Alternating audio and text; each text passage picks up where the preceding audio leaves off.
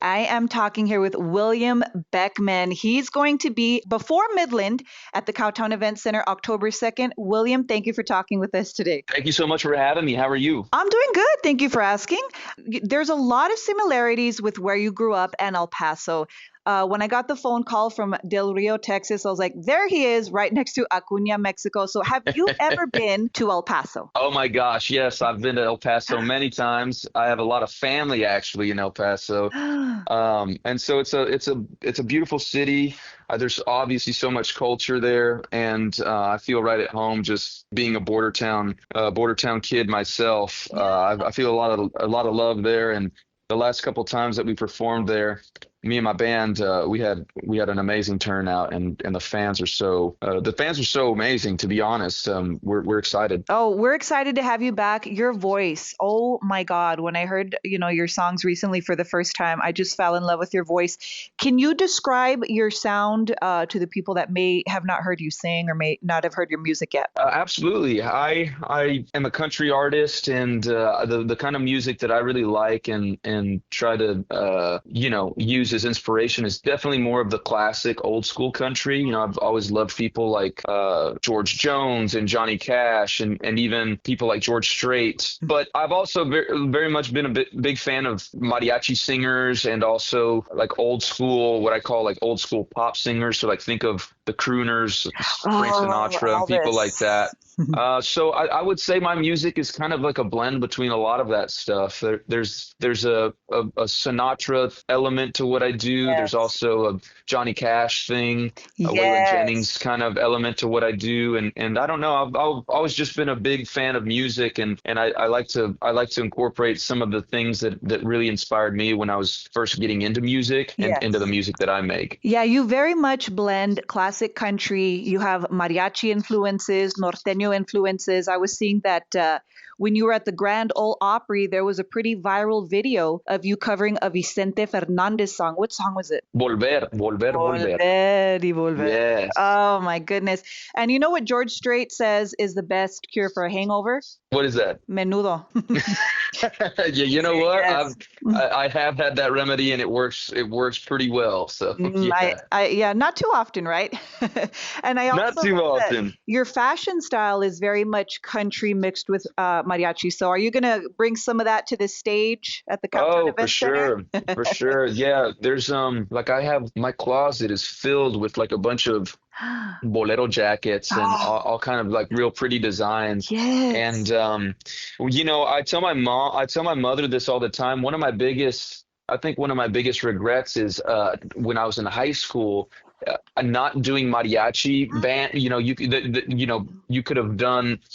Some people were in jazz band. There were Yes. other people that were in marching band, and then some people I knew were in mariachi. And looking back, I should have done that because it would have been so fun for me. I don't know why I didn't think of it back then, or maybe have an interest to. I was in a cover band, like I was in a band with my friends, and I think that took up a lot of my time, or a lot of my musical interest, I should say. Yeah. But I've always admired mariachis, and the way they dress, and the elegance of their whole style and everything. Just the And way they so when carry I themselves. was yeah, when I was starting to work with a stylist and stuff for this last album, and even the album before, like I wanted there to be some subtle references to that.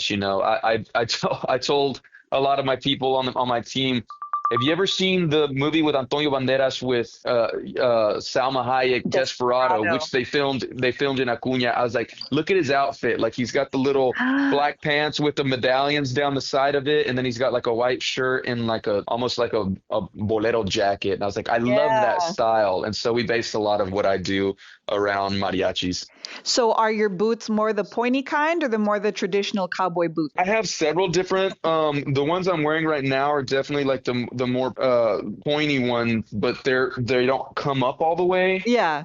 Just kind of depending on the style of pants that I'm wearing, kind of depends on that, kind of changes what I wear. But yeah, I've got so many boots that I actually got in El Paso because I had a Luke Casey boot deal for about a year and a half, and so we would come to El Paso all the time where their headquarters is at, and I'd get custom boots all the time. It was really, really cool. Yeah, so El Paso, I think as of a couple months ago, maybe a little bit more recently, we were the unofficial boot capital of Texas. We are now the official boot capital of Texas because you have Lucchese, you have Red Rocket Busters, you have Alex Yeah. Boots. So yeah, that's awesome. You can't not come to El Paso if you're a country artist and not get some boots, and you can't ever have too many Yeah. boots either. So, so you have a new, your most recent album, Whiskey, Lies, and Alibis. My two favorite songs from there are Por Mujeres Como Tú and Borderline Crazy, because that's the one song that does have like, that pun, that double entendre, the pun on Right, words. right. And I did read that you usually perform, and I hope I don't give this as a spoiler. I can edit it out later if you want me to. You usually perform some songs in Spanish. Are you going to be doing that at this performance Oh, October 2nd? absolutely. Yay! Absolutely. I always try to incorporate a couple songs in Spanish just because obviously like I said, I'm a border I'm a Bordertown kid, and when I was growing up and I was playing in a cover band, that was just what we did. People ask me all the time, kind of what like kind of inspired me or compelled me to start doing cover songs in Spanish, whether it's mariachi or whatever. And I just said, when I was first starting out how to play music, that's just what we did. Your audience went crazy if you played a Yes. mana song, Oh my gosh, yeah. or like we would do a Marco Antonio Solis song. We would just try to incorporate things that we thought were cool. I was always a very, very big Luis Miguel fan. Mm, I just loved kind of like the ballads and just his vocals and the way he was always all dressed up. So we would do one of his songs and stuff like that. And when I got a little bit older and I started playing, pursuing my own career as a solo artist, I just kind of continued that tradition. And it wasn't until I moved to Nashville and I kind of got away from South Texas that people were like, "This is crazy, dude. We've never seen anybody just bust out into a Spanish song." I was like, "Bro, where I'm from, that's just kind of what you do." that's just what It you do. wasn't anything crazy to me, and Yeah.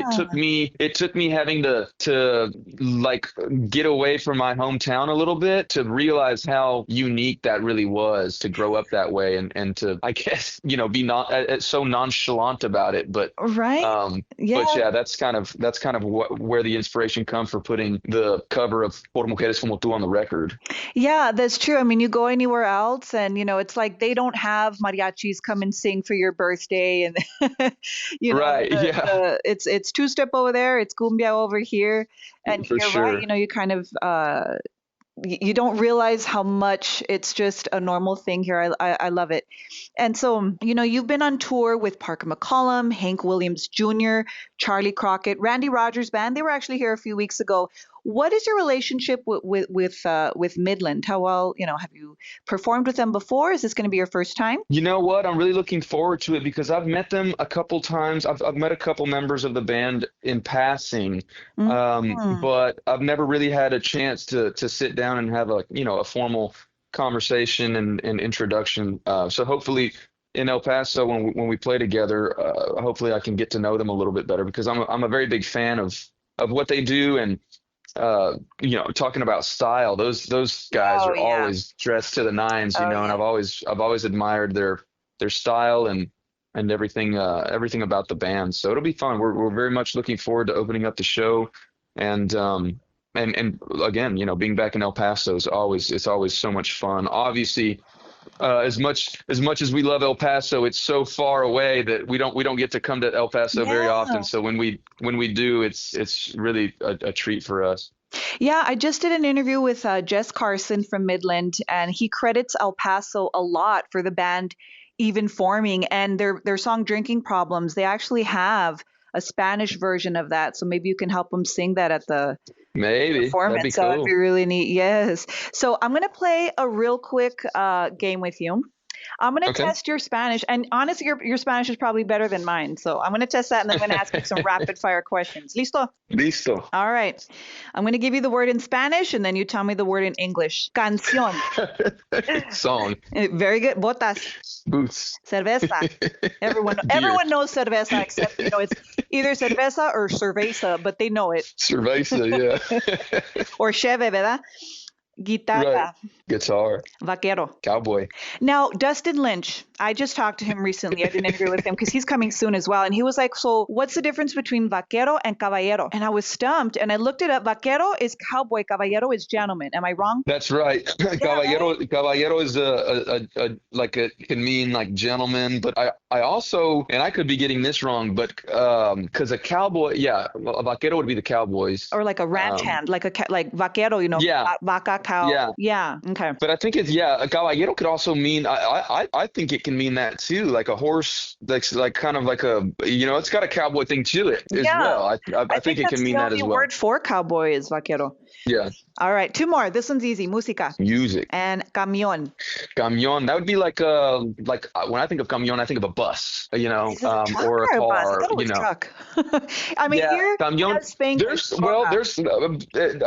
And being on the border is its own thing too. Because when I hear people say truck, they would either say troca or they would, yes. a car would be carro. Yes, not coche. But yeah, some people say coche. Yeah, so Uh-huh. there's that one's tricky because there's a lot of different ways to say it. But like I know, like to me when I think of camión, I think of like a bus, like a big You could be camión. right. That makes sense. And here in El Paso, so you're kind of close to El Paso, not too far. Well, your hometown.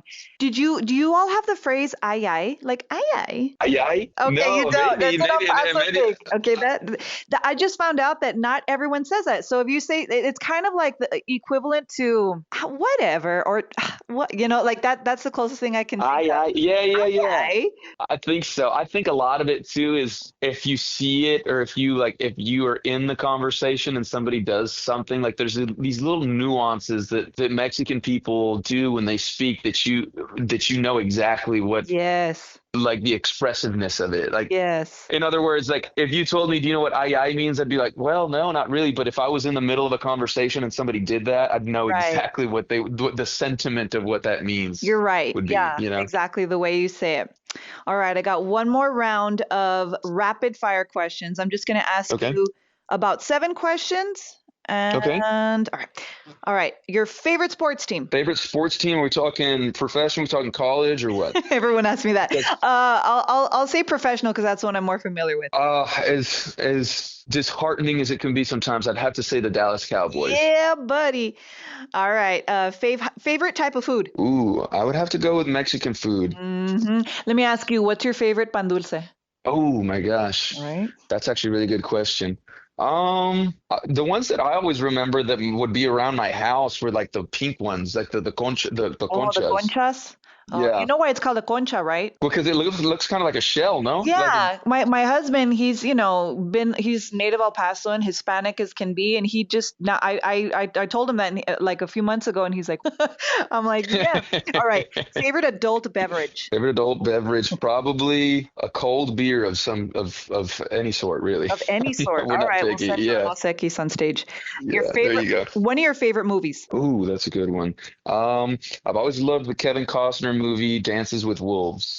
Oh, I haven't seen that one. I know it's a classic. I know I need to Oh, see it it. is a classic, yeah. Favorite non-country artist or band? Okay, favorite non-country artist or band. I really like, there's a pop band called the 1975 that I think is really, really cool. 75. I'm gonna have to look them up. If you Yeah. could bring back one country artist from the dead for one gig, who would it be?